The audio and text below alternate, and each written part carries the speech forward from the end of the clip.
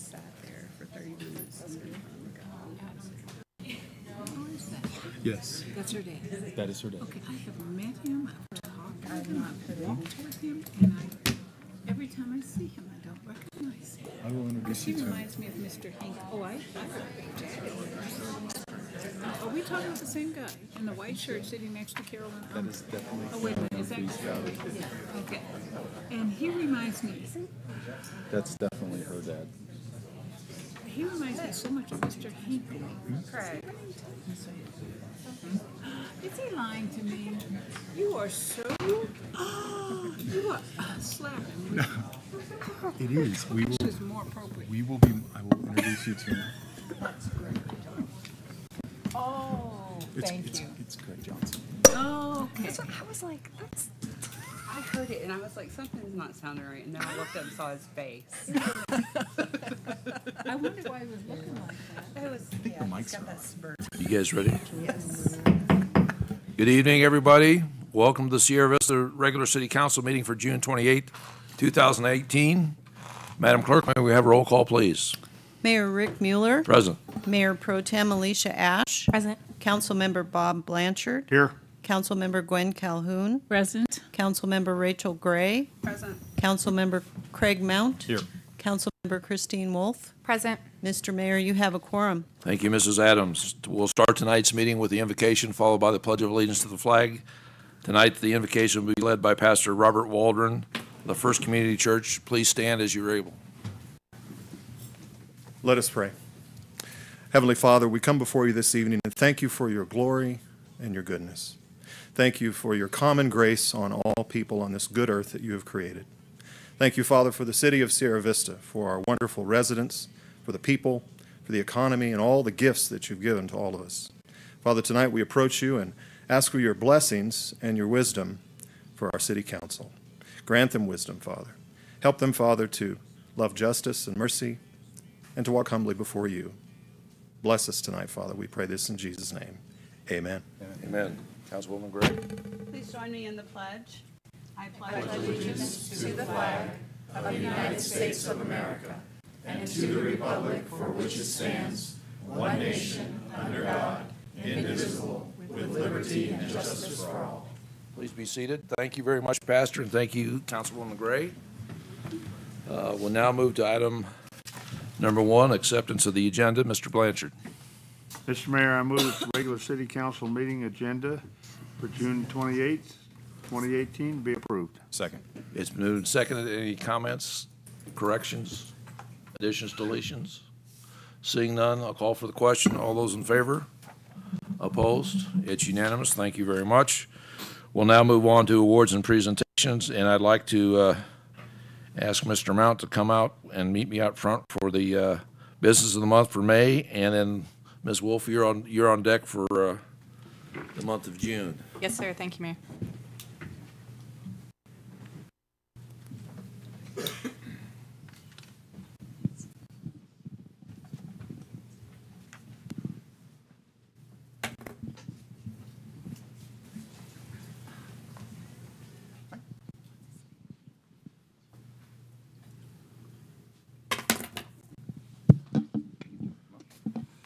So we didn't have a council meeting in May, so we had to move this one back a little bit. But the business of the month for May that we are going to recognize is the Cochise Health and Racquet Club. I have Lynn and Kaylee up here now. I know Tom, I think, is back at the about at the club. So Cochise Health and Racquet Club. We know each other well. I've been going in and out of there for several years now. Sometimes, usually just to pay the bill because I haven't been in there quite as much working out. But it's there. But what they do is they kind of exemplify some of the things that we talk about a lot as a city. You know, it's small business ownership. They've been here established since 1982.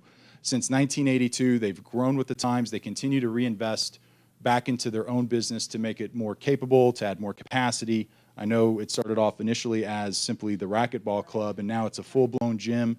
I'm an avid swimmer, and I know it's one of the few places in town that has a very nice pool and everything's outside and you can go out and get all those types of things done. But thank you very much for continuing to show everybody the small business spirit here in Sierra Vista And the idea is that we continue to push forward to make it easier and more acceptable, more accessible for businesses like yours to get going. And with that, I'd like to present this to you and offer you an opportunity to say whatever you like. I don't need the microphone. I just want to say thank you for this opportunity. I really appreciate it, and it's nice to be recognized like this. So, thanks so much. And one last thing, any of the city staff that wants to get advice on how to solve all the city problems, go talk to Tom. He will be more than happy to explain all of it to you. But Thanks, Rick. Congratulations. Thank you. perfect. Thank you. 1, 2, 3.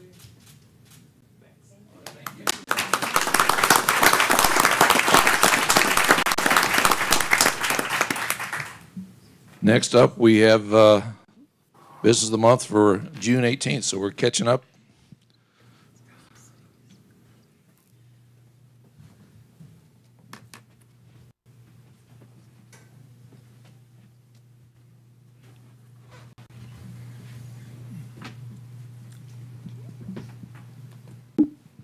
Thank you, guys. I am going to follow Councilmember Mount's example and be short and sweet.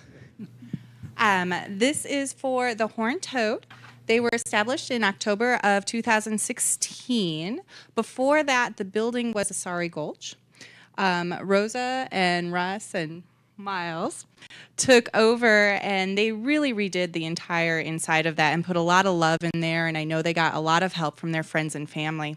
Since that point, they have been really dedicated to bringing into the West End some more culture and to bring it to be a better place. And I know that's something that we as council have really been hoping to happen, and we're so happy that they're there. With that said, would you like to say anything? Sure. I love working in Sierra Vista. I'm ex-military, so I love Sierra Vista. And I can also say the West End's a great place to be. I always like to say the West End isn't where the city ends, it's where the city began. And we enjoy being there, and we just hope businesses will learn to come and love being there. It's a great place in Sierra Vista. It's a little diamond in the rough, and there's a lot of things in the future for the West End. Okay, good. Thank you. Thank you. Let's get a picture.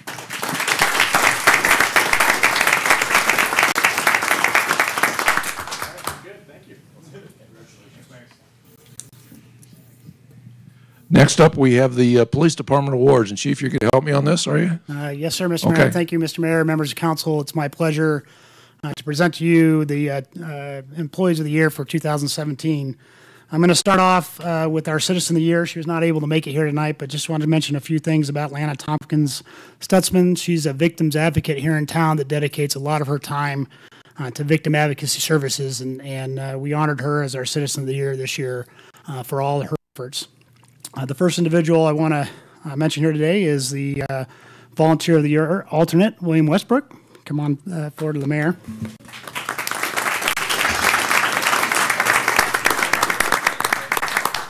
The volunteer at animal control and exemplifies the definition of a committed volunteer. William volunteers 5 days a week and jumps right into wherever he is needed. He's always so willing and never complains.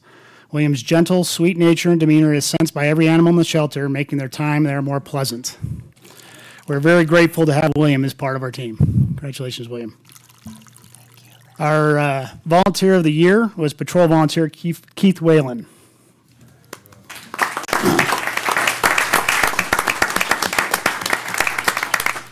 Keith is one of our most consistent, reliable, and committed volunteers. Keith has been a member of our Patrol Volunteers since October 2010 and has donated over 1,780 hours to the city. Keith is always willing to assist with extra events and critical events whenever we need him. It would take too long to list all the times that Keith has come in to assist on short notice, especially to drive our command post. Keith also serves as one of our Patrol Volunteer Field Training Officers, training all new Patrol Volunteers. He's a true asset to our department. Thanks, Keith. Our Client Service Award winner is Officer Jessica Farrell. Does not look like she was able to make it here today. She was honored as our Client Service Award winner because of 2 instances that she displayed compassion and empathetic nature while maintaining a courteous professional demeanor. In the first instance, Officer Farrell assisted a domestic violence victim that was unable to cope with her situation. Officer Farrell assisted in cleaning up her place and purchasing some basic items for her that she could not afford. In the second instance, Officer Farrell showed such sympathy and compassion during a death notification that the family sent her flowers to show their appreciation. Our Supervisor of the Year is Sergeant Sean Brownson.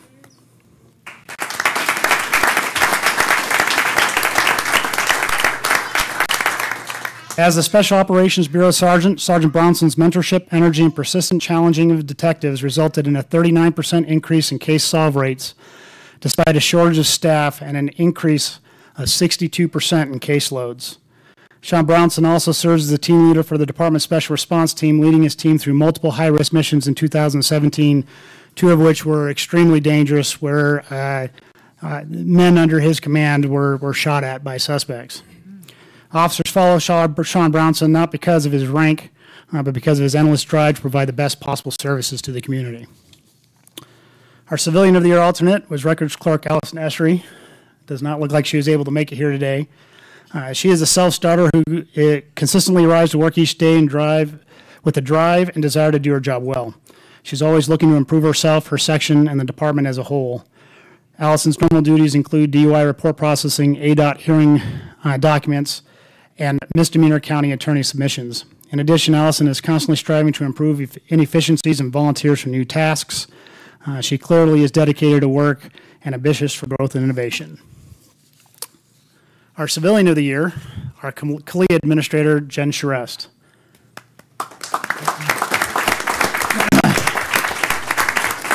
Otter Maddie. Jen serves as the department's management analyst and CALEA administrator. Jen goes above and beyond in everything she does, and she excels at every aspect of her job. Jen's primary role is to ensure that the department complies with all the requirements for accreditation to the Commission on the Accreditation of Law Enforcement Agencies. She has excelled at this task, guiding the department through our first accreditation in 2014 and our re-accreditation in March of 2017. Jen also has a knack for collecting, categorizing, and displaying mass amounts of information and data that in a user-friendly format, which is a skill that is greatly appreciated by the command staff. She is our go-to problem solver, and her infectious energy and enthusiasm toward the department's mission influences every member of the department. We have two Officer of the Year alternates. First is Officer John Andella.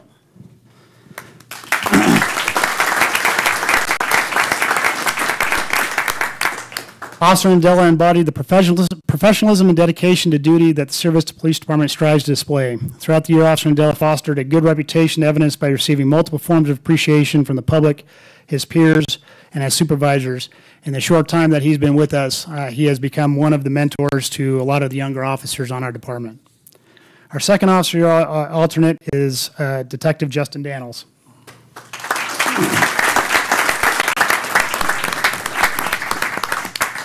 2017 Major Crimes Detective Justin Daniels worked 85 new cases, more than any other detective, and authored 41 search warrants. Detective Daniels maintained an impressive case clearance rate of 75% during this time. That's pretty much unheard of. Detective Daniels also completed more employment background investigations, liquor background investigations, and other non-criminal investigations than any other major crimes detective.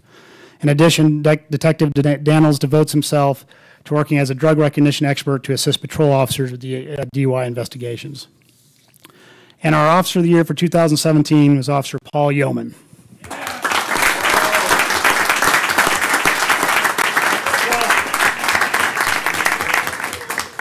Being selected as the Service to Police Department's Officer of the Year is extremely difficult to achieve. What is even more remarkable is that Officer Paul Yeoman was selected as the 2017 Officer of the Year during his first full year off of field training.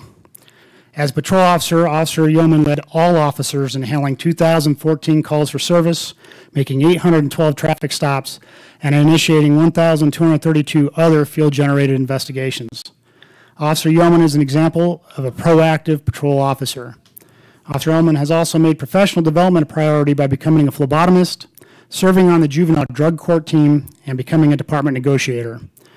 Officer Yeoman has been described by his peers and supervisors as extremely helpful, proactive, inefficient, and considerate and conscientious toward everyone he works with. Mr. Mayor, members of council, these are our employees of the year. Thank you, Chief.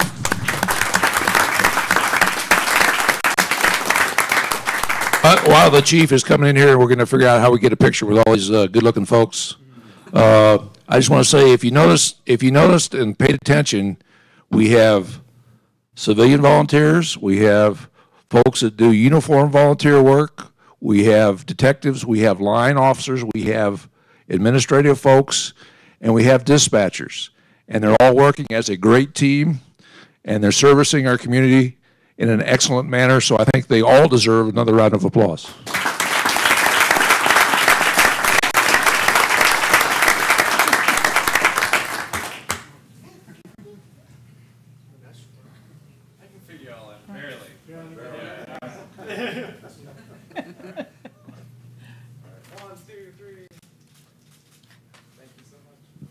Congratulations, everybody.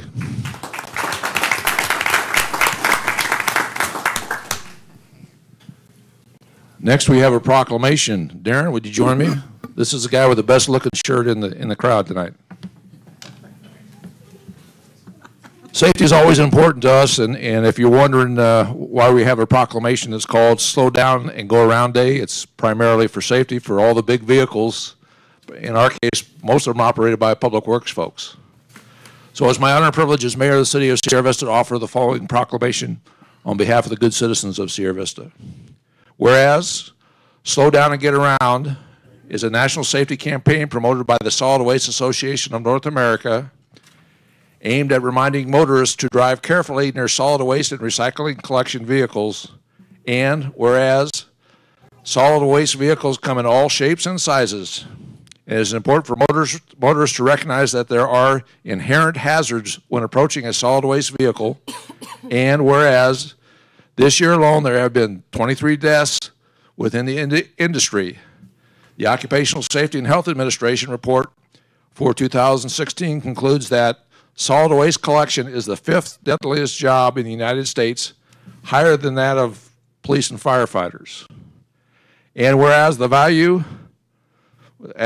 where we value the safety of our community and workers, now therefore be resolved that I, Frederick W. Mueller, Mayor of the City of Sierra Vista, Arizona, do hereby proclaim June 19th as Slow Down and Get Around Day in and for the City of Sierra Vista. In witness whereof I hereunto set my hand and cause the great seal of the City of Sierra Vista to be affixed. This is the 19th day of June, the year of our Lord 2018, and the independence of the United States of America 241st, signed Frederick Mueller, Mayor. And I'm sorry I'm a little tardy in presenting this. Darren, anything? Thank you, Mr. Mayor. I'm just here on the behalf of the Sierra Vista Refuge staff and as part of the Arizona chapter of SWANA, and we do appreciate your support in this campaign. Thank you. Thank you. Good job.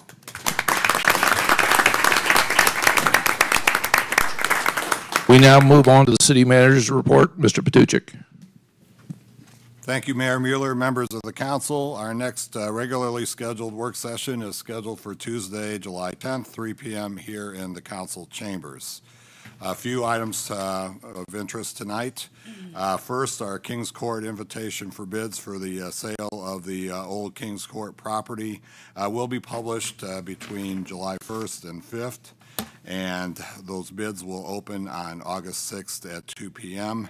We're entertaining bids based on an estimated market value of $800,000, and we'll see how that goes.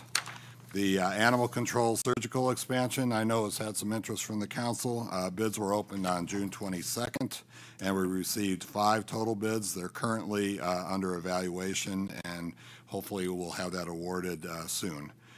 A couple other notes of interest. We start our new refuse pickup service schedule next week.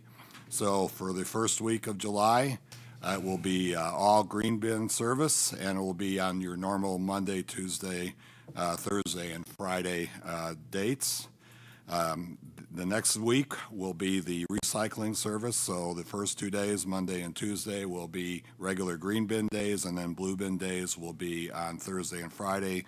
The weeks will then alternate from there, and we'll provide updates. The services out on the web and has been distributed to the public. Finally, city offices will be closed on next Wednesday, the 4th of July, and we look forward to seeing everybody at the park or at the fields. Have a safe holiday. Thanks. Thank you, Mr. Patuchik. Any questions for Mr. Patuchik on his report from the council? Seeing none, we'll move on to item 2, the consent agenda. Mayor Pro Tem Ash. Thank you, Mr. Mayor. I move that the consent agenda consisting of the approval of the City Council meeting minutes of May 24th, 2018, City Council special meeting of June 12th, 2018, and Resolution 2018-045, appointment of Jeremy Palmer to the Commission on Cultural Diversity, said term to expire December 31st, 2019, be approved. Second. It's been moved and seconded. Any comment? Seeing none, I'll call for the question. All those in favor? Opposed? It's unanimous. Thank you very much. We next move on to 2 items that will be public hearing items.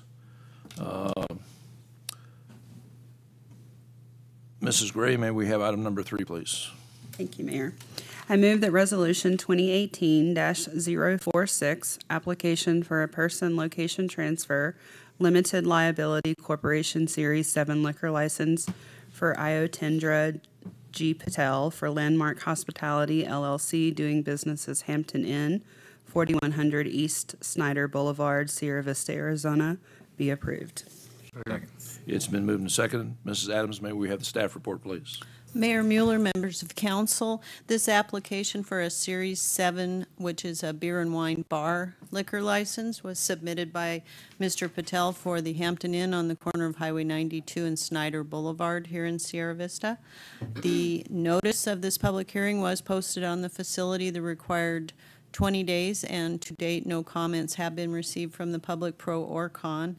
The police department has done a background check of the applicant and has no objection to the process moving forward. If approved tonight, it will be returned to the State of Arizona Liquor Department for final issue. Thank you, Mrs. Adams. Any questions for Mrs. Adams on this item? We had no one asked to address this. Is there anybody in the crowd that would like to address us on this item? Seeing none, I'll call for the question. All those in favor?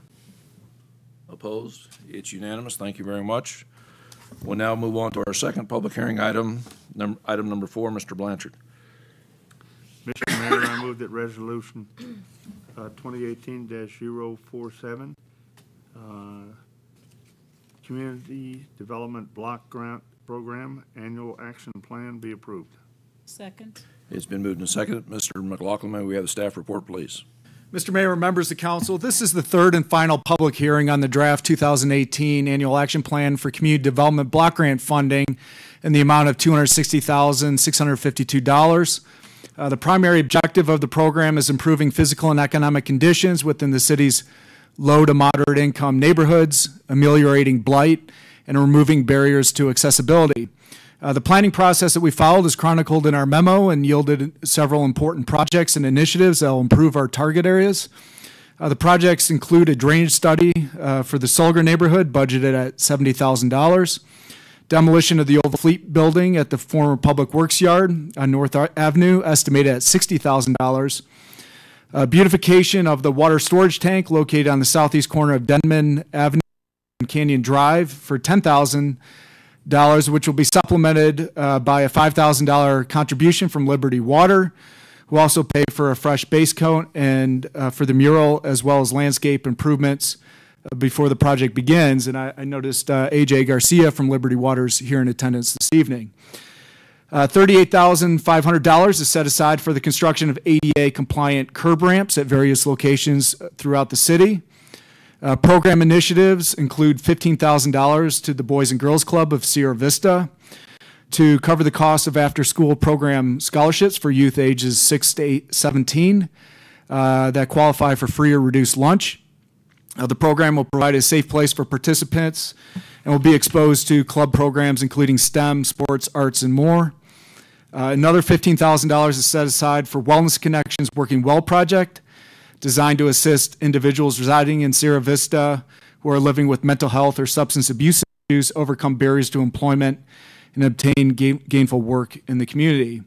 We're seeking council's final approval and authorization to submit the annual action plan to HUD for acceptance. HUD will then have 45 days to review and approve. I I did receive one comment that you should all have received, and I'll just summarize it for you from a member of the community, suggesting certain priorities be considered with the CDBG program funding.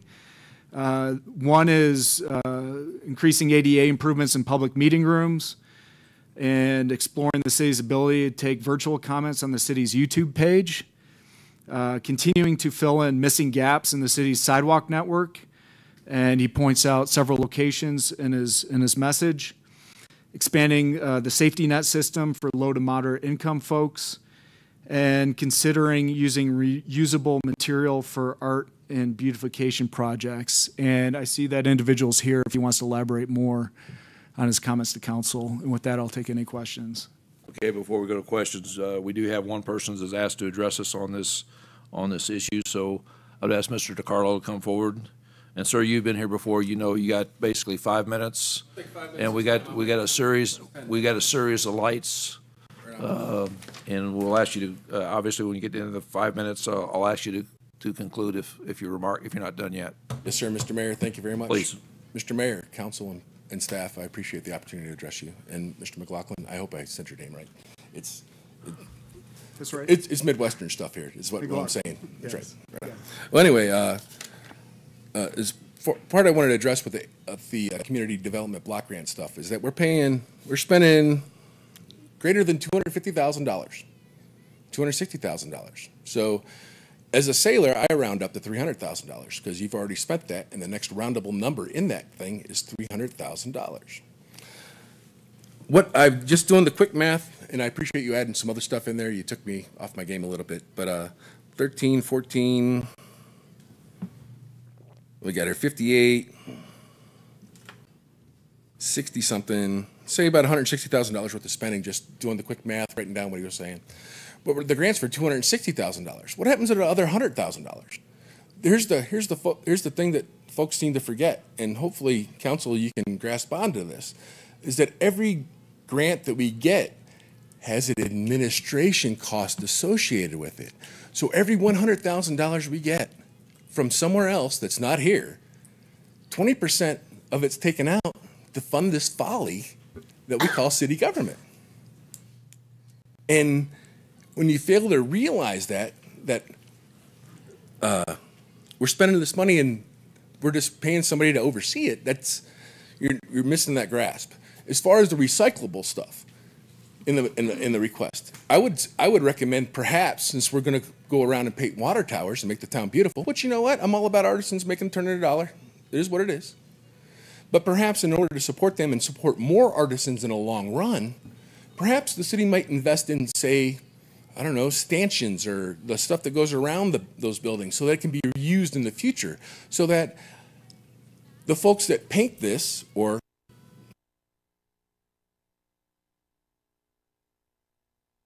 around and buy more equipment for them to stand upon in order to do it again. We can make one investment, use it 10, 20, 30 times, and we'll actually get our payback as citizens and as members of the community on that. Boys clubs and deserve twice that much. I really do. Because if that's the vision of these community block grants, disabled and those that are not able to take care of themselves is what this program is designed for. And I feel that by spending money in areas, and actually you're not even spending money, the money's being accounted for as an overseer to watch this stuff happen. I think that perhaps we can reallocate those funds to make it a more efficient way, since we got to spend it anyway, because it's coming. I don't want to be part of any federal money more than comes down from the fort, but unfortunately that's the burden that we're with. Let's take that money, make it more efficient, take that 20% off the top, and the rest of it give back to the folks. That's what the administration of grant fees is about. Making sure that the people who cannot take care of themselves have a social safety net in order to so that we collectively can help take care of them. Is there any questions on what I've said, or have I been crystal clear as mud? I guess that's a no. Wonderful. Thank you very much for your time. See you in a minute. Thank you, Mr. DiCarlo. One thing, Matt, that I didn't hear, maybe I missed it. Did you say what the administrative cost was when you gave your brief? I know you have that, just so the public knows. There is a 20% of the allocation, $52,130. Okay, just want to get it on the record. Okay, discussion, comments. Yes, sir. Yeah, I believe, Mayor, and if I'm wrong on the protocol, because I know there's people watching, there's plenty of people in the audience, you know, usually with this type of, with the public hearing pieces, it's still kind of like a call to the public. I mean, there's not a back and forth with the council and with the speaker, unfortunately. That would occur in a different venue. So I don't want the perception to be that council doesn't have questions and doesn't want to open up and continue to engage in the dialogue, but there are rules that prevent that from happening since it wasn't on the agenda per se for the discussion, for the work. It's on the agenda for the vote. So, but we'll have CDGB discussions ongoing, and we'll always continue to find ways to improve it. And I do concur with the administrative costs. We'll talk to the federal government about that one and see what we can do. And that's a great point. And this is almost, I don't want to say it's too late to have a public hearing, but based on when we have to get it submitted so we can get the funds done, I would encourage everybody to get involved in the process earlier, because this is basically the third opportunity in the last, I don't know how many months, folks have had to come and talk to us. So if there are concerns and our ideas, we're going to do this again next year, and then probably the year after that, if as long as the program is around. So if you have ideas, you have concerns, please come earlier and share those with us, and I think we'd be better off. We'd be better able to react to some of the comments. Mr. Mayor, I will say, for the purpose of discussion, I know this has been stated before, but again, to maybe address some of the comments, I agree with some of the things that were said. I don't agree, although I'm going to vote in favor of it, with the idea that we should fund programs, and I've been very clear, even though when we've talked through it, the problem with program funding is it has to be sustained, and if it becomes dependent upon the sustainment of those dollars, then the program eventually can't be funded with the same funding source. It's just not designed to be a permanent source of funding for any organization to sustain labor. However, the more efficient way to use it would be to improve infrastructure that we normally could not provide, because I can build sidewalks, I can improve streetlights, I can improve other areas that will last for decades upon decades upon decades with the small amount of money that we do receive. Although I do agree with the administrative costs being burdensome, those are things that are there. I know that when we did talk about the use within the programs, ironically, about a year ago I shifted, and it's all on record, where I really like the idea with the Boys and Girls Club with their pitch. They did a good job with their pitch. It changed my mind on that one. But one of the things that they even talked about was they're not looking to make it a permanent source of funding either, and they realized that money could go away because we don't have complete control over it. So those are my thoughts for what they're worth, at least as far as the CDGB grant goes, and I will be voting in favor of it, and we'll see if we can get better. Thank you. Any other comments or discussion? Seeing none, I'll call for the question. All those in favor? Opposed? It's unanimous. Thank you very much. That concludes the public hearing portion of the meeting. We now go on to new business. Item number 5, Mayor Pro Tem Ash. Thank you, Mr. Mayor. I move that Resolution 2018-048, adoption of the fiscal year 2019 classification and compensation plan, to include a 2% step increase for non-exempt and a 2% salary increase for exempt employees, be approved. Second. It's been moved and second. Ms. Fleming. Thank you, Mayor and Council. So, as stated, we have Resolution 2018-048 for you tonight, which is the adoption for the fiscal year 19 class and compensation plan that goes with your annual budget each year. This year we do have in there the recommended 2% increase, and budget appropriation is $32,698,684. That's including salary and burden, and it is included in the budget that you will have coming up next. And I'll answer any questions. Any questions for Ms. Fleming? And this is something we've gone through at a work session. So I'll call for the question. All those in favor? Opposed? It's unanimous. Thank you very much. Thank you. We'll now move on to item number 6. Ms. Wolf. Mr. Mayor, I move that Resolution 2018-049, approval of the FY 2018-2019 tentative budget be approved. Second. It's been moved and seconded. Ms. Yarborough, may we have the staff report, please? Thank you, Mr. Mayor. Approval of this resolution would adopt the tentative budget for fiscal year 19 in the amount of $70,092,846. Your adoption of this resolution would then cap the budget at that amount, and the final budget could then equal that amount or be less than that but could not exceed that amount.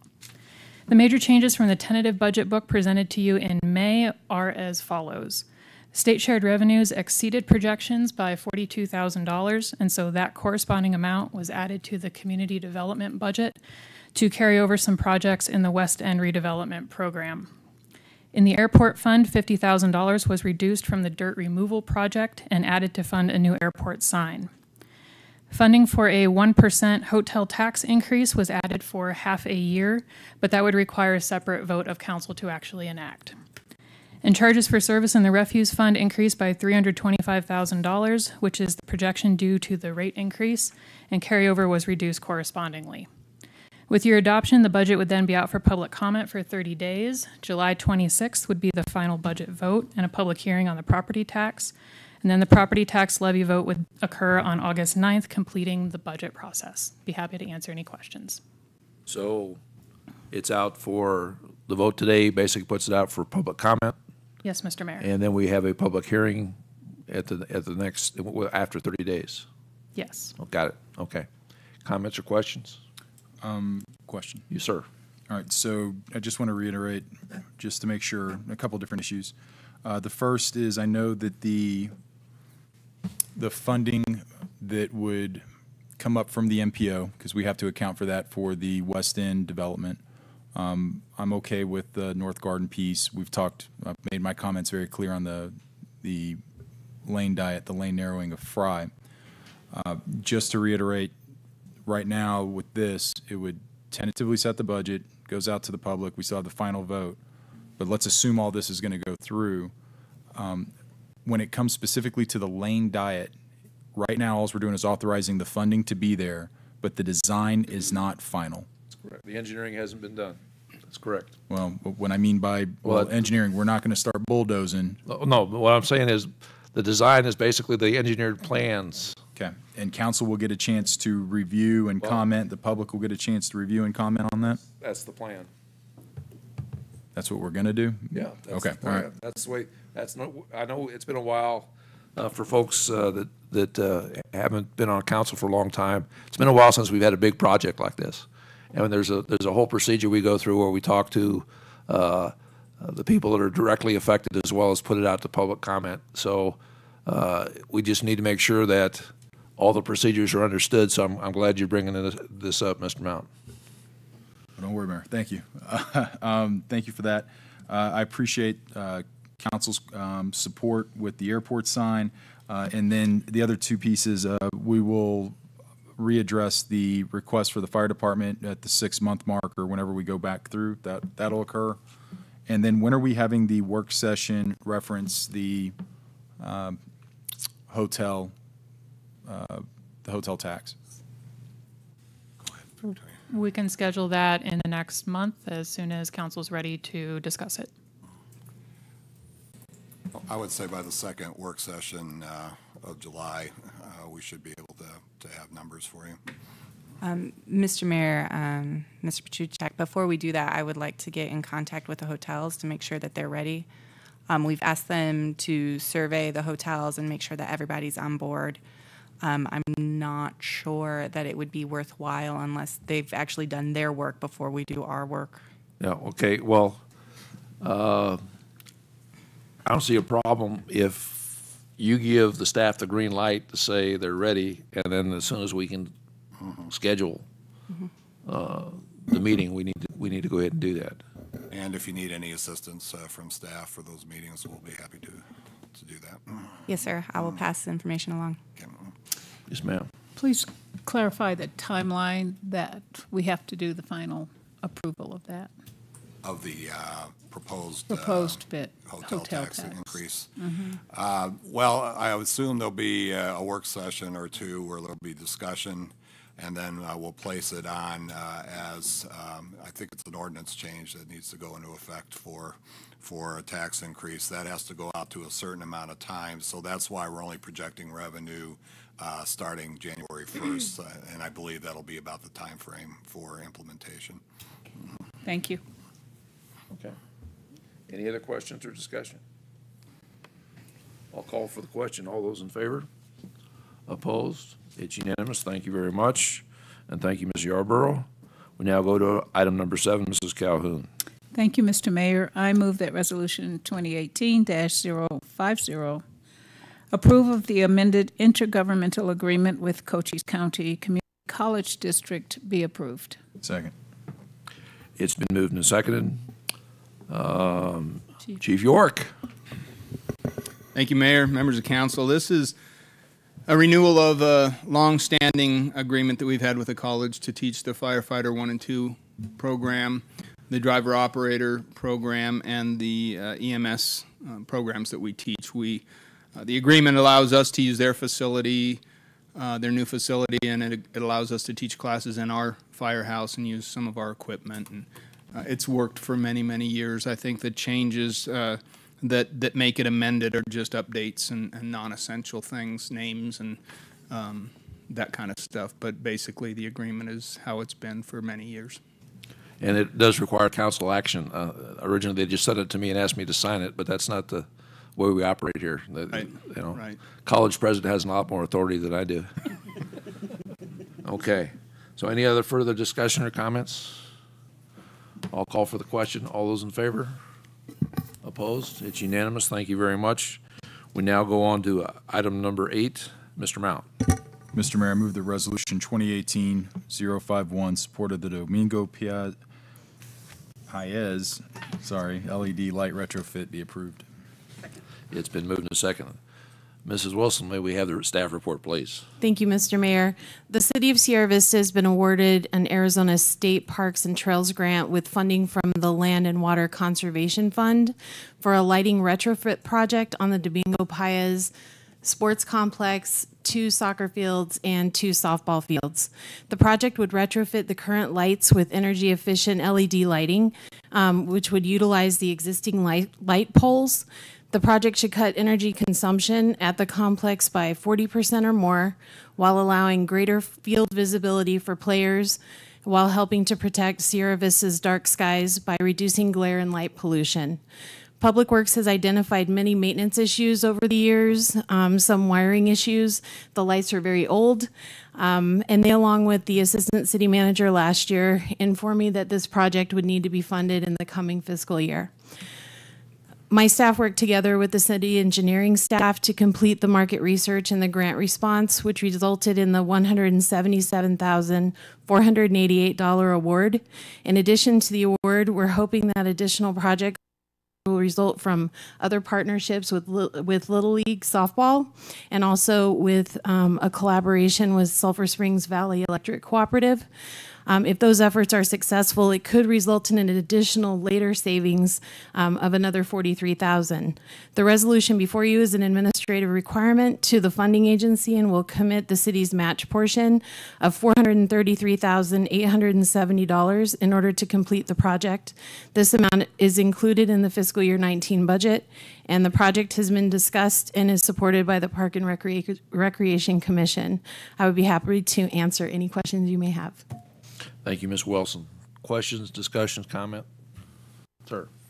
One outstanding job on this.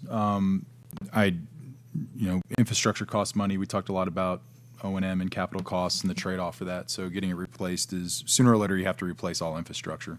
that kind of works. My question is, and I know you said it before, and I didn't keep a good note. What is our current energy consumption cost? Just on those field lights alone, I don't have the exact figures at my fingertips. I can get it for you, but I don't have it here today. That's okay. Mr. Mount, Hi. our current annual lighting cost is right around $100,000. Okay. For all, everything. For all lights. We don't have it broken out by ball field off the top of my head. It's a $100K for the ball fields. For all ball field lights, yes. So this potentially would cut that in half. So close to half. I don't think by half. We're expecting a significant reduction, but not by half. Okay. There's a reduction. All right. Thank you. Anything else? I just want to commend Laura and your staff for the work. Energy savings is something we've tried to do periodically throughout the city. One of the things that's been an issue has continually been the ballpark lights, and we're taking the first bite of the apple. Obviously, we need to do more, and I appreciate the creative ways you go about finding the money, as well as working with the users of the ball fields to make sure that everybody's working toward the same goal of saving energy and having quality playing facilities. Thank you, Mr. Mayor. Okay. With that, I'll call for the question. All those in favor? Opposed? So that is, I guess one absence and 6 approve. We go call to the public is next. We have one citizen who would like to address us tonight, Mr. Sullivan. Mr. Sullivan, hopefully you heard about the 5-minute rule, and I'll let you know when the 5 minutes is up and ask you to conclude your remarks at that point. Thank you, Mr. Mayor. Hopefully I won't take that long. Mayor Pro Tem, Council, Chief York, Chief Thrasher, Tom, Mr. Manager. It's really great to see everybody tonight, especially the great crowd here tonight. First of all, I was rushed out from Sierra Vista CBOC here, the VA, out to Canyon Vista about 3 weeks ago. I just can't say how highly enough how great these EMTs and paramedics are you guys got here. I just was really impressed. Just top notch from any hospital or facility I've ever visited, including my 20 years in the Navy. I've just never seen better. Second of all, on a little sidebar, even Laura here from Tombstone knows where the airport is, so I don't know why we need a sign. My third question or comment would really be about something that happened, speaking of energy savings, last Saturday morning from 3:15 to 5:10 a.m. Now, every aircraft carrier I've ever been on has a bridge. Every Air Force base I've ever been on has a control tower. Every Army center I've ever been on has an operations center. We do have an operations center here. I think Chief Thrasher runs it. It's the dispatch center.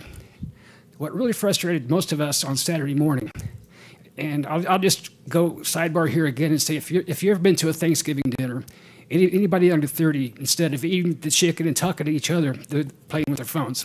Okay? So Twitter and Facebook are very important in this new world of the 21st century. And it's free. It's not going to cost you anything to do this. So my proposal is, anytime this happens in the future, Mr. Curtis will seal in an envelope his user password, his Twitter, and his Facebook. He will give that sealed envelope to the dispatcher. And in the event of something like last Saturday, we won't be in the dark if the dispatcher can rip the envelope open, pull out the username and password, log into Twitter and Facebook, and tell us what the heck is going on. Because we were able to talk to each other as citizens out in the community, able to figure out unofficially, without authority, where the outage areas were, basically what had happened with the transformer, how long it was going to take. SSVEC only said there was a power outage in the Sierra Vista area. Well, no duh, we know that. But, we need more information than that. The next morning I talked to senior citizens and vulnerable citizens who were scared out of their wits because they thought the world was coming. So we just need to have somebody official get the word out there and say, look, guys, we have a transformer fire by 7th Street or wherever it was. Here's the ETA. They're working on it. And just hang in there and think everything will be okay. That's really all I have to say, because we really need to have somebody in there in a communications mode real time or near real time. Tell us what's going on out there. And if he's coming in Monday morning, it's not going to work.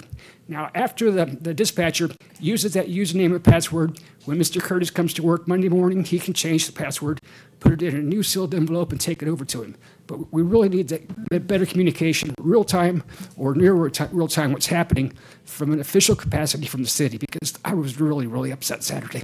And I'm so thankful I didn't have call any point of orders in this discussion today. I'm so proud of myself. But I was really upset. And that's all I have. So thank you very much.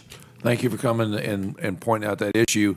As everybody knows, we're starting a consolidated dispatch procedure with the county, and we need to make sure that I'm to tell this to both the city manager and the police chief, we need to make sure that we tie in the utility companies, because they're the ones that are going to know what went out, where it is, and approximate repair time, and if that information can be shared, we need to be able to figure a way to get that out to the public so they'll know it either on the city page or somewhere through the dispatch center can post it. It may not be the city doing it; it may be the county doing it collectively. But I think that's a great point, and I think that kind of thing is important based on our experience in the fire we had a number of years ago. Getting public information that's accurate and people understand what the heck is really going on. So appreciate you coming up. Mr. DiCarlo, do you want to come back up and see us? Okay.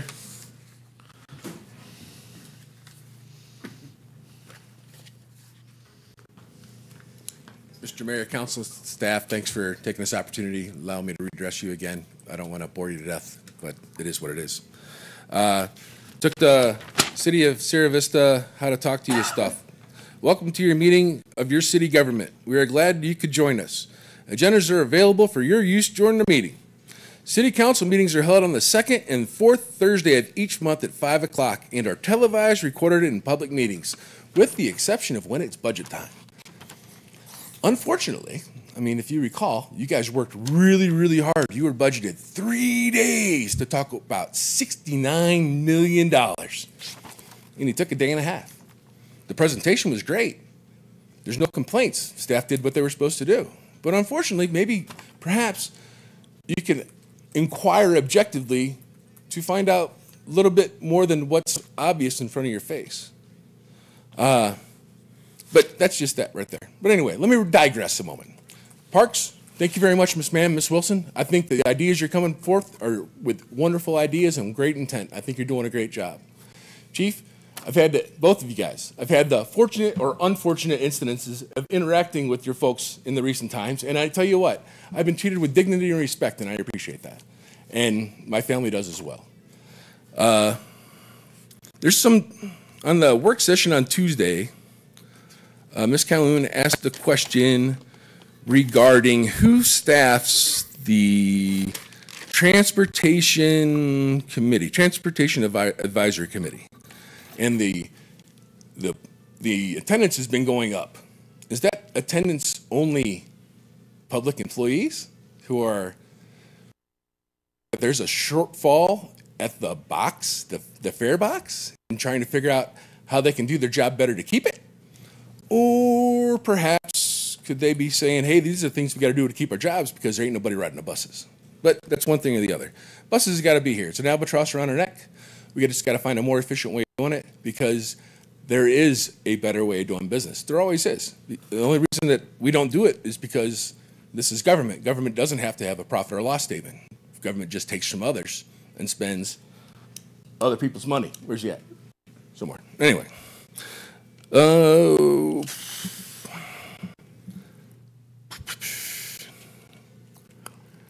far as some of the things that were talked about at the work session when you're talking about graphs and displays, if you could have those graphs and displays placed up here, that'd be really great because we pay you guys to show up and represent us, but there's those of us that are at home that actually do watch this stuff because we're bored and watch it on YouTube. And for us to have a full understanding of the complexities that you're dealing with to help offer solutions, I think that would be a better way of doing business. That's it.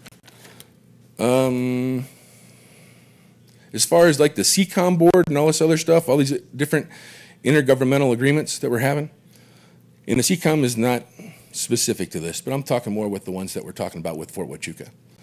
The citizens of this town, if they're not tied to the military, to go inspect these intergovernment agreements that you're making, must surrender their identity, their privacy, to go onto Fort Huachuca in order to go up and see these things which are arranged for us magically.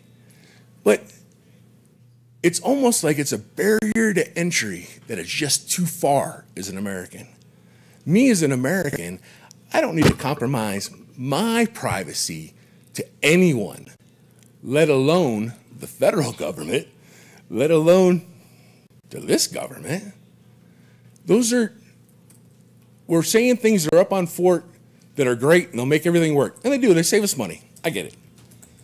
But the folks that want to actually go up there and check it out and see how it works, if they're not a member of the military, they've got to sit there for half an hour and fill out paperwork, get their photograph taken, and all this other stuff. Prove that they have a license, prove that they have insurance, prove that they have registration. All those things those are private.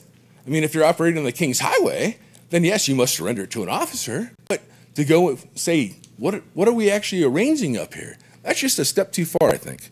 And that'll be up to you guys to figure out what the proper protocol would be. Because folks just need to be able to go and look. I did have a couple questions with the O&M costs for the city manager's office. That went up 45%. And the O&M costs for the community development went up 85% as well in the budget. and it's only 300 some odd pages, and since you canceled last council meeting, I didn't have an opportunity to come and address you earlier, which falls into the community development block grants. If you recall, the council meeting after the budget session you had a couple weeks ago, you had a special council meeting right after that session on Tuesday, and you pretty much made this piece of paper here that says that you meet on the second Thursday and fourth Thursday of each month, and you pretty much wipe your butt with it. This is the only time that we have an opportunity to interact with you, and you cancel it. I would ask you to conclude your remarks. You've exceeded your 5 minutes. Thank you very much, Mr. Mayor. I should take 10, being as what you took 2 weeks ago. However, I will conclude it this way. Whoever canceled that meeting must be held accountable, because obviously I'm the only person that has enough. It's not that I have any interest in you guys anymore. It's government must be interacted with the people, and if the people don't interact, it will just do whatever it wants. And that's the only reason that I'm here. I've given you 20 years of my life to help you. But the whole thing is that unless people get up here and speak, it doesn't matter. Thank you, Mr. DiCarlo. Thank you very much, Mr. Mayor. I appreciate your time. Council staff, thank you. We now move on to comments and requests of council. We'll start tonight with Mrs. Calhoun. Thank you, Mr. Mayor. Congratulations to the two businesses that were businesses of the month. Especially happy to see Cochise Health and Racquet Club that's been around for so very long and done so much good for the community. Also, congratulations to the police department employees. We're very proud of the PD and all of the good they do for the community.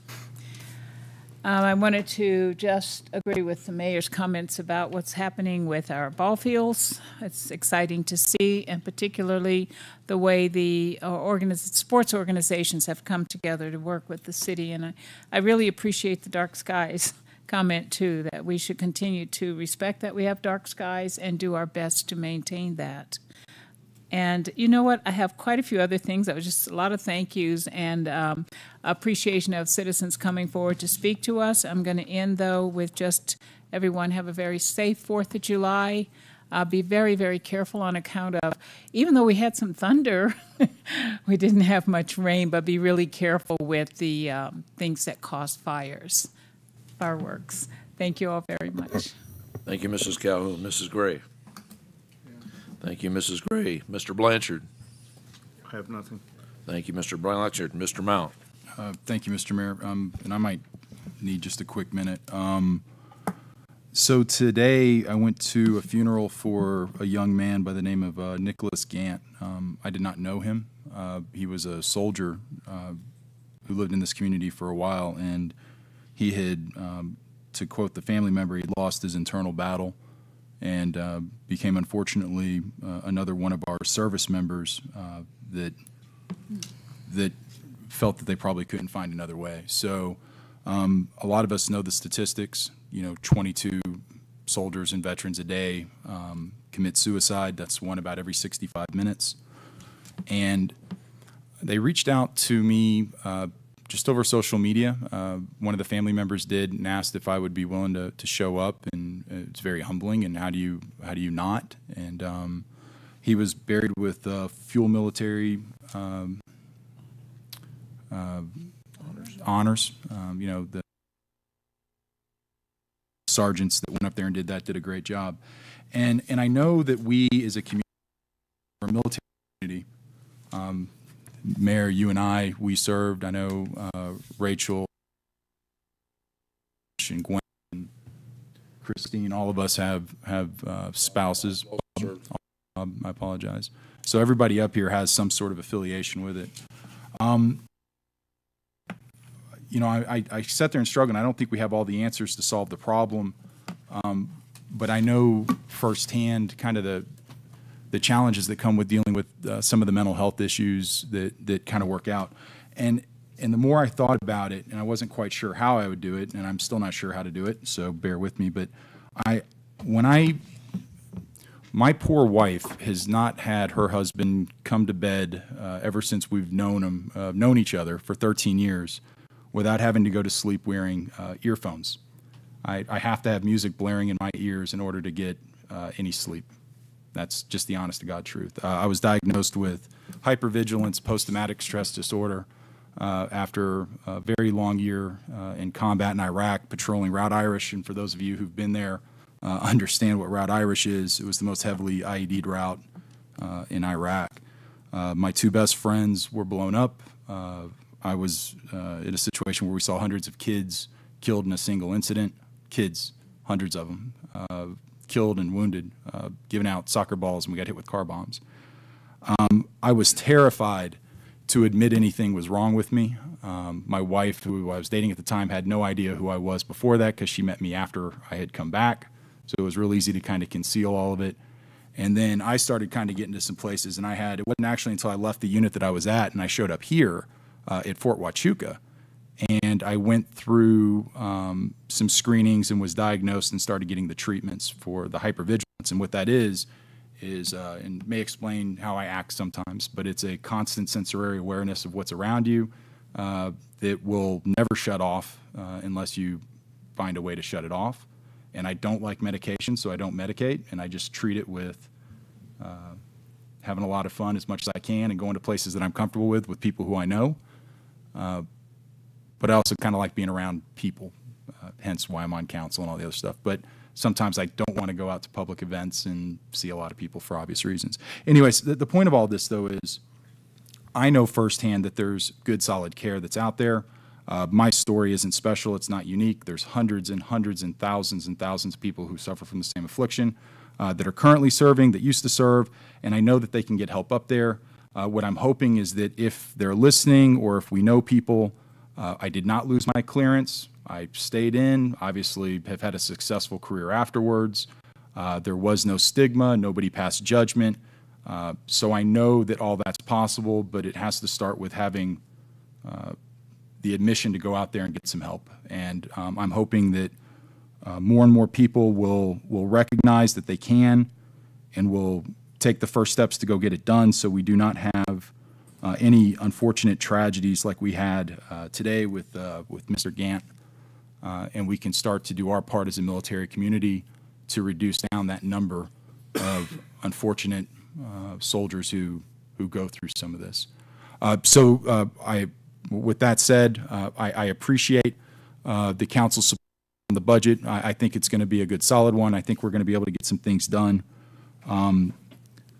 Not to be belligerent, but I do think that Mr. Curtis giving up his social media passwords and logins and making that available to the police would be something that I'd be interested to see happen.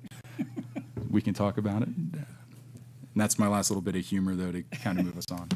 Thank you, Craig. And I want to commend you for sharing with us, because people need to understand, before we can understand what happened, what's really going on, we have to open up and we have to share and be compassionate. So thank you very much for sharing that with everybody. Next up, we have Ms. Wolf. Thank you, Mr. Mayor.